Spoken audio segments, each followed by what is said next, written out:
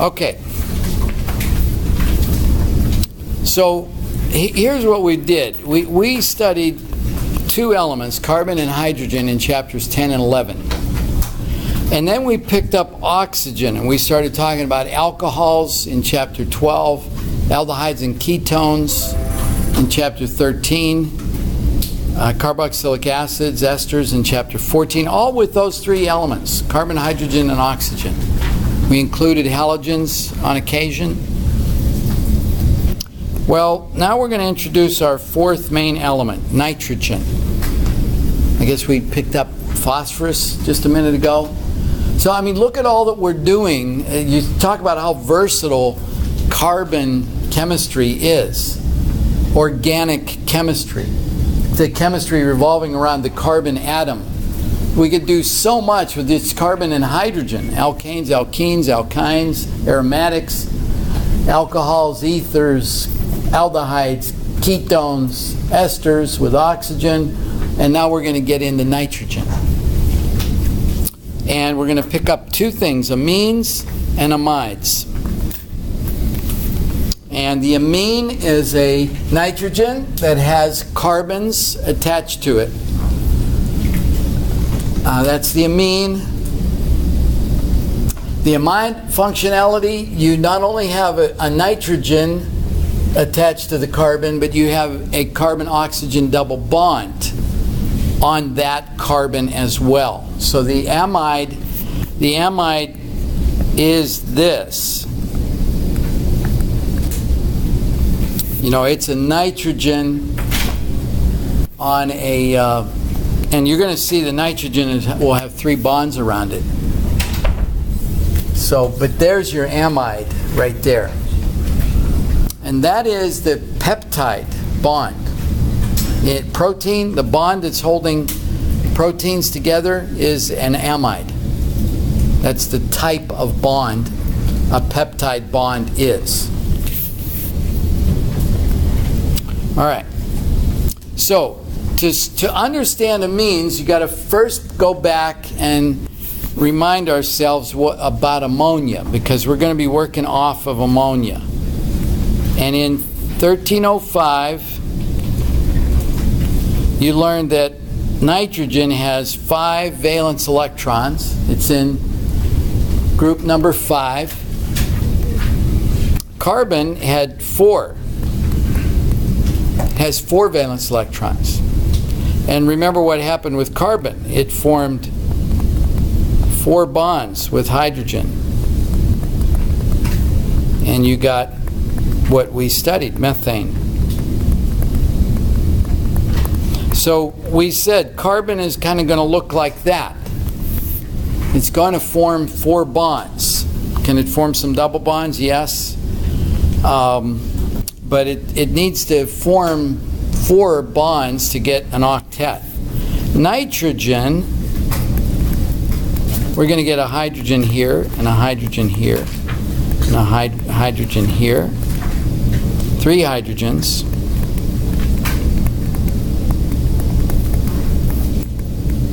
That's ammonia. So when we're drawing structures for amines, they're going to look like that. There's going to be nitrogen with 3 things on it.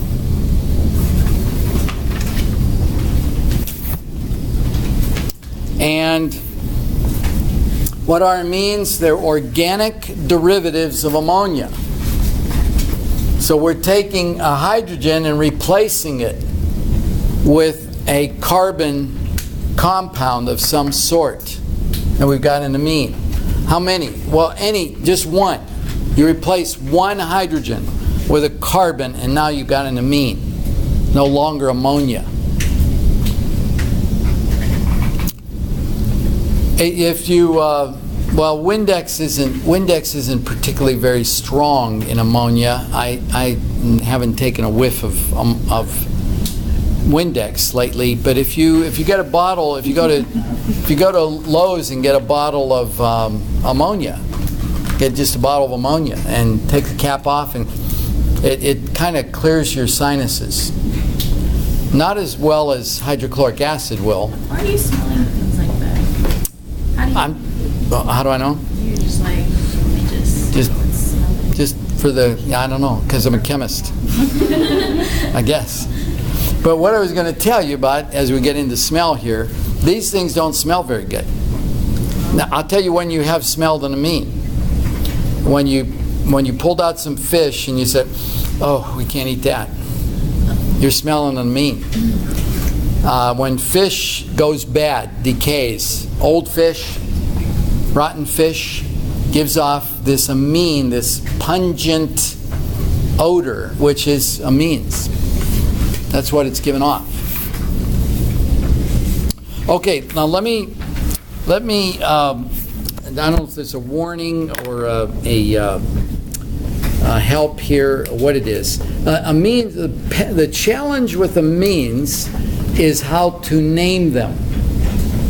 What is the proper name of an amine? And the reason why it is challenging is that there is a common way of naming simple amines. So if it is a simple amine, you want to try to use this common nomenclature. And then there are two IUPAC ways of naming amines.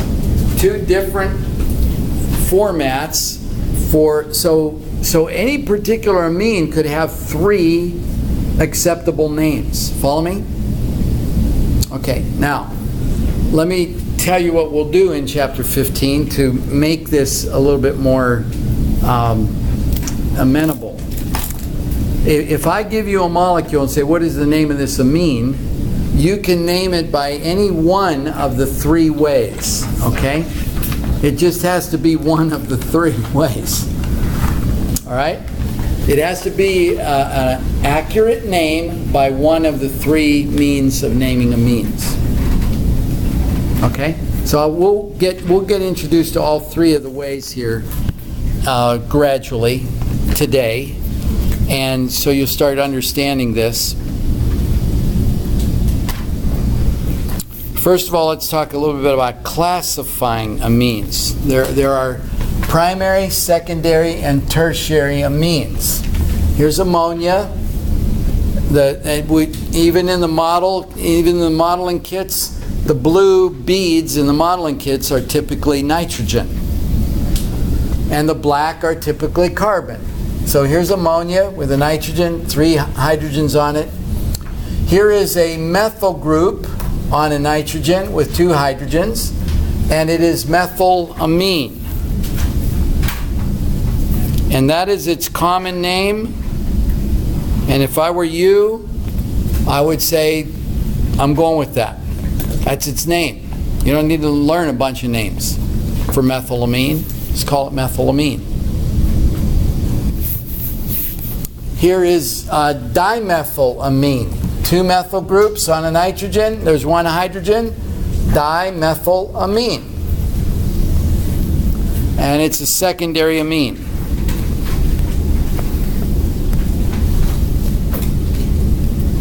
And this is its common name. And then here, trimethylamine. 1, 2, 3. You're using the prefixes. How many methyls are on there? 3 of them. It's trimethylamine. It's a tertiary amine.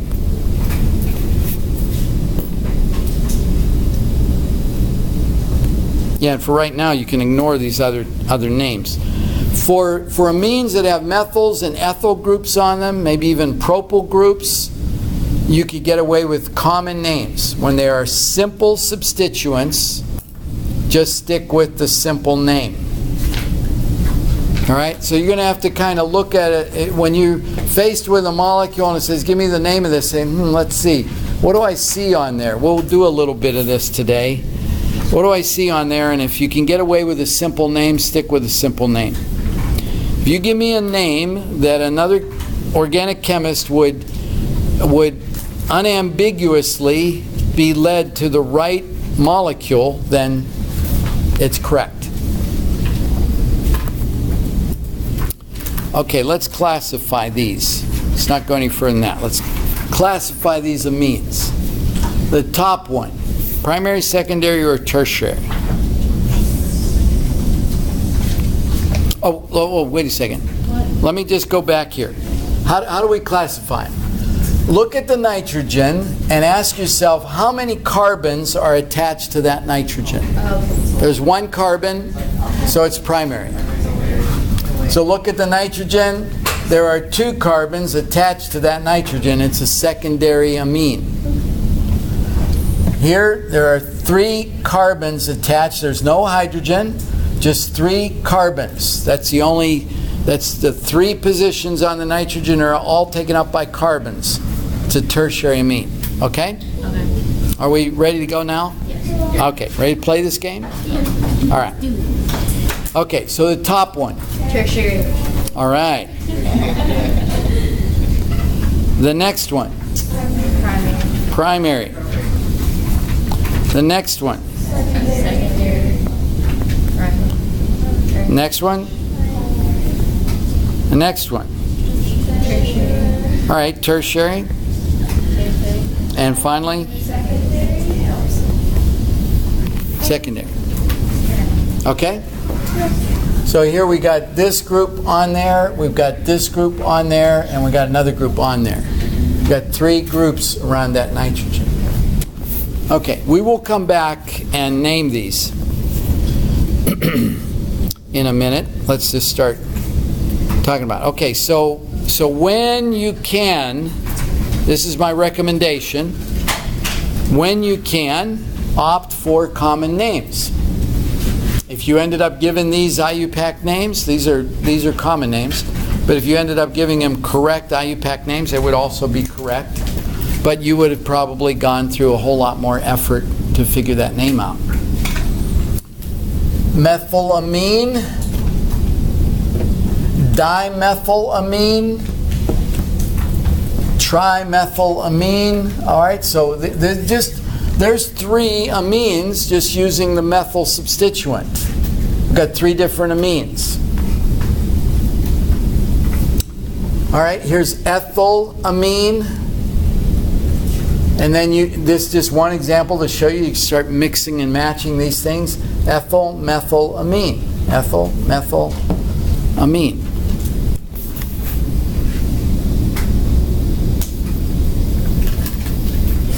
All right, so you draw the structure of propyl,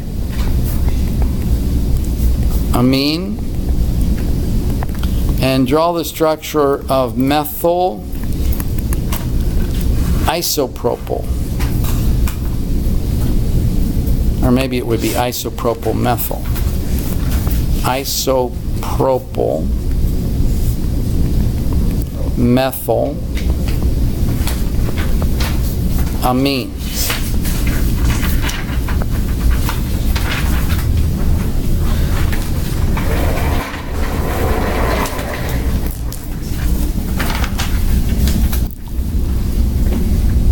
And both of these would be very appropriate to just be using common names.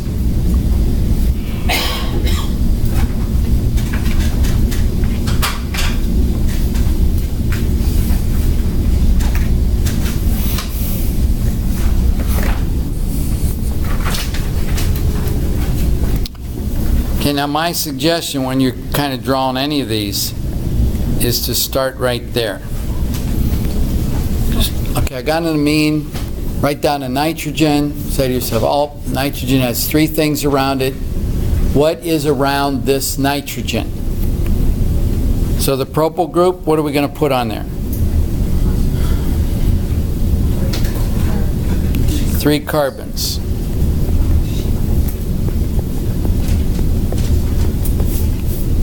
And then what do we do with the other 2 positions? H's, hydrogens. So then why is it, my question is, why is it only 2? Why does it only have 3 bonds and not 4 on the end? There's, on the carbon?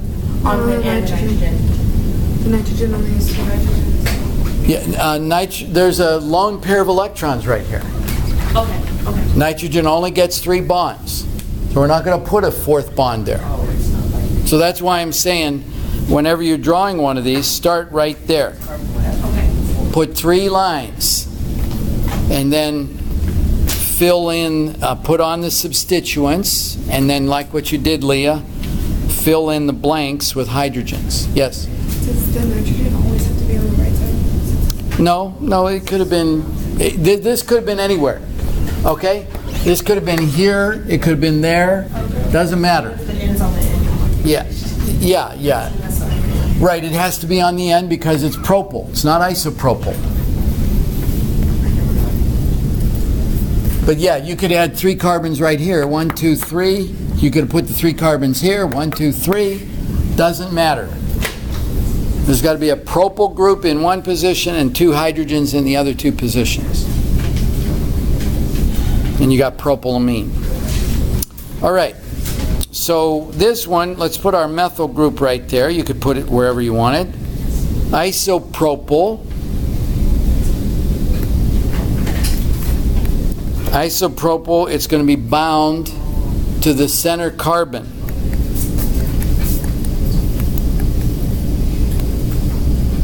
And then, what do we do here? Another hydrogen. Okay? So there's isopropyl methylamine.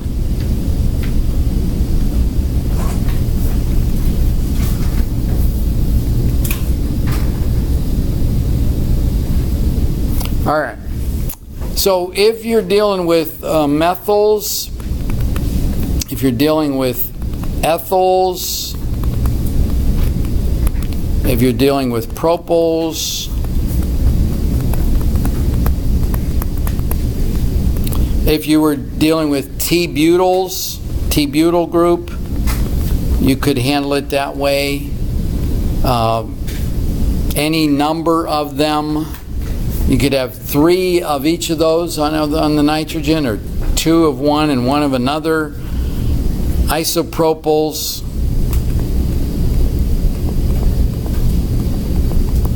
You could stick with common names, and that would name a lot of amines.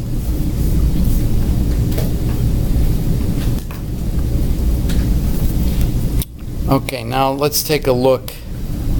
This next slide, let's just focus on this for a second. Now we're getting a little bit longer here. We've got 5 carbons, and just look for a second. I mean, I could be looking at this molecule.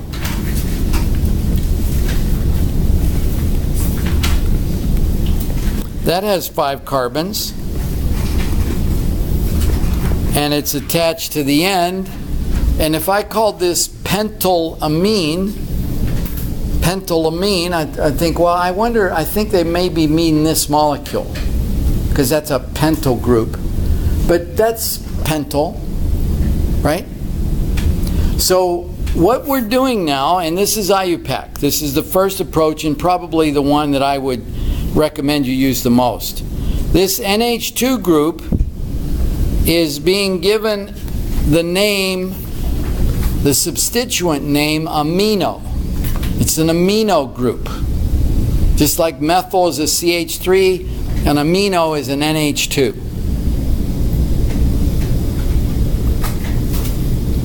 And if that were an OH right there, we'd say, oh, this is 2-pentanol. But we're going to, or it's 2-hydroxypentane.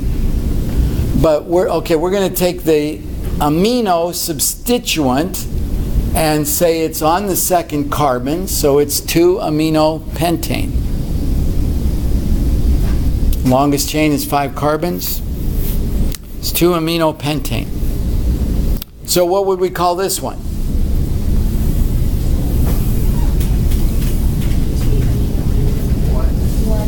One aminopentane. Here's one aminopentane.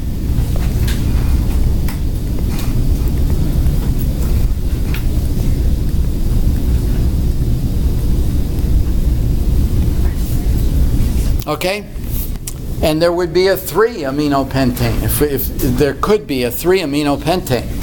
So because it is 5 carbons long, there are 3 different places that amino group could be attached and give rise to 3 different amines.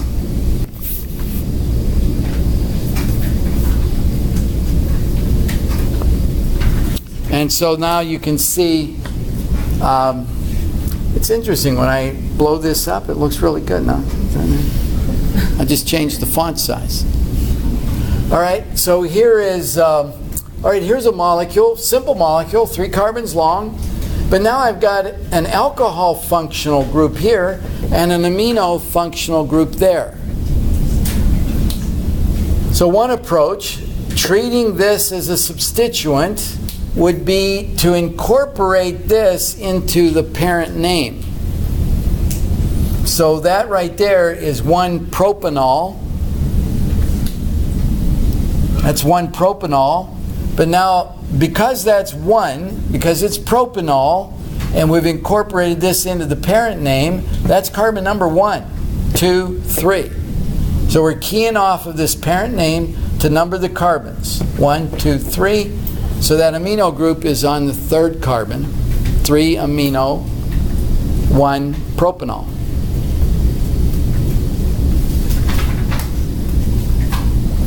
And you can see you could have a molecule that has 2 amines on it. 1,3-diaminopropane. 1,3-diaminopropane.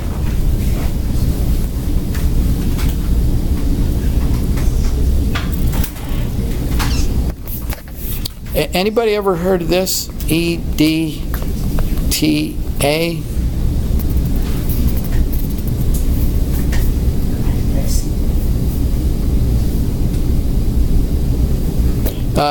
Okay. All right. Now you have. All right. We'll go on. No, that's ethylene diamine tetraacetic acid. That's what that is.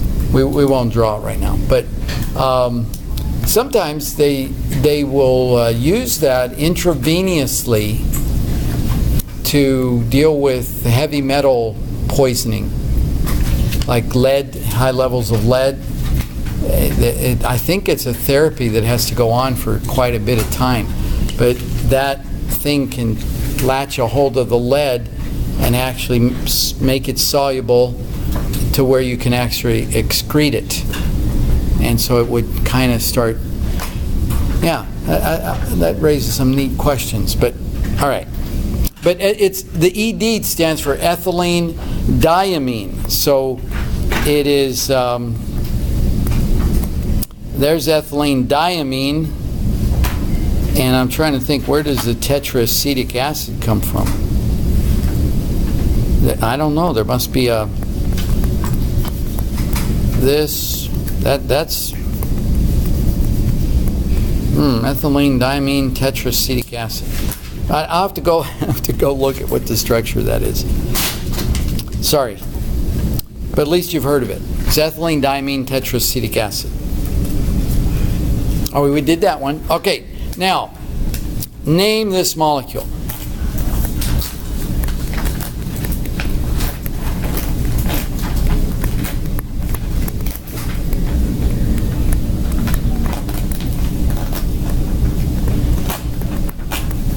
Let's go ahead and name that molecule. Let's consider everything else as hydrogens around here.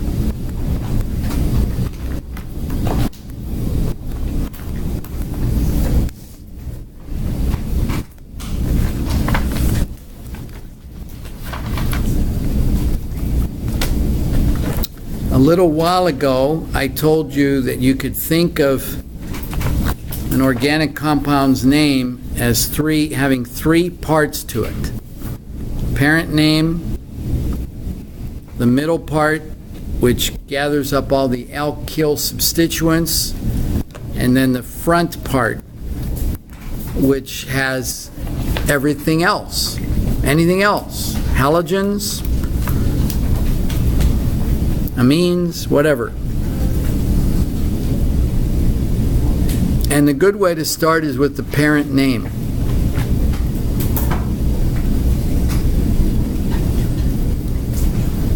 So what is the parent name? 2-pentanol. Very good. 2-pentanol. What's the alkyl portion? Someone else. The alkyl portion? Methyl. 4 what? methyl. Although you want the amino to have the smallest number. Well, here it is, Leah. We pulled this in the parent name. So that's carbon number 2. So it has to stay carbon number 2. Oh, Can't change. We don't change numbers. Once we hit on a numbering scheme, we got to stick with it. So that's carbon number 1, that's carbon number 2. So this is 1, this is 2, 3, 4, and 5. Okay, once we set a numbering, then that sets it for everything else. So Leah, what is it? but in this case, what do you want to have the smallest number, the alcohol or the? Well, because I've pulled the alcohol into the name, I'm going to number keyed off of it. I'm going to start from the end closest to this, and that happens to be that. Okay. So that's 1, that's 2. So then 4. 4 what? Amino. 4 amino, 2 metal. 2 methyl. Okay? So now I'm piecing it together according to this pattern right here. 4 amino, 2 methyl, 2 pentanol. I need another dash right there. Okay, so we're using amino for an NH2 group.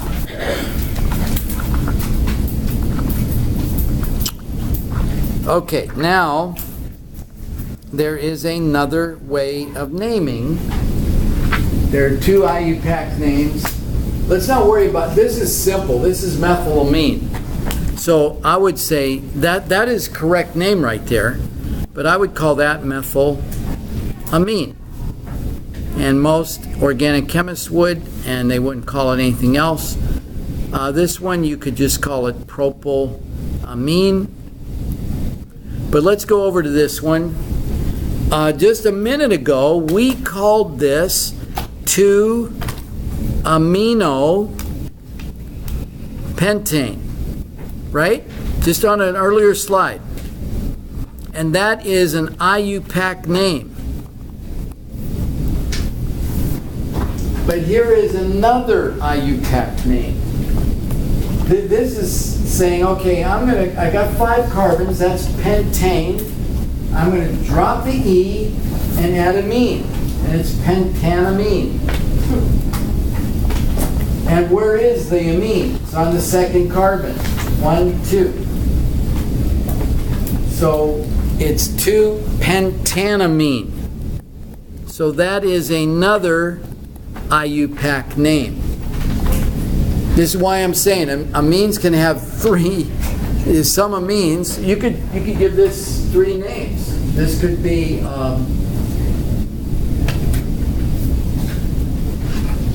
this is methylamine. It could be 1-aminomethane, and it can be methanamine. Those are all 3 of its names. Methanamine, or it's 1-aminomethane. Now look at all these names. Which one's the simplest name? That's one right there, right? Just methylamine. Done. All right? So that's the preferred name for that one. Not all of them can have 3 names, because I wouldn't necessarily go to a simple name here. I wouldn't call this pentylamine. But it has 2 official IUPAC names. 2-pentanamine, 2-aminopentane. This is, if you want to stick with one, I think the easiest one to stick with, is treating the NH2 group as a substituent, call it amino, and tag it where it is.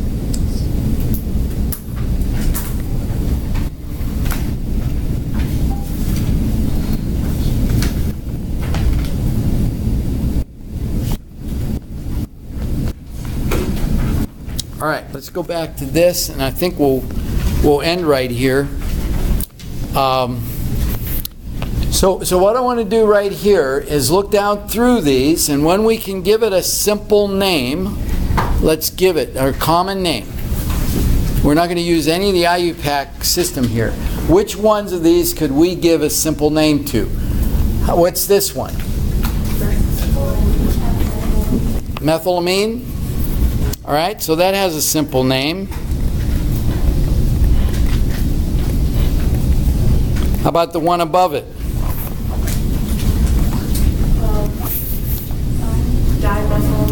Dimethylamine.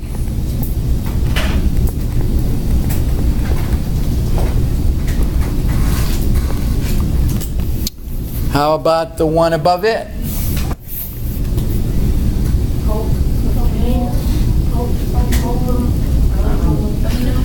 Kevin, what's his? Well, if this is methyl, no, you're right. It's 1-propanamine. That's the IUPAC name. But let's give it a simple name. Propyl. Propyl, just propylamine. But you're exactly right, Leah. It is also propanamine. That's an IUPAC name for it. But this is propylamine. Okay, the top one. Now this has a simple name, a common name.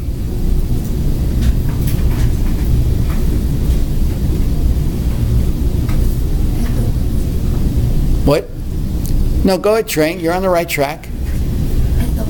How many ethyls? 2. Diethyl. Diethyl. What else is on there? A methyl. Amine. All right? It's diethylmethylamine. And this bottom one. Now, we already handled this, and we already handled this right here.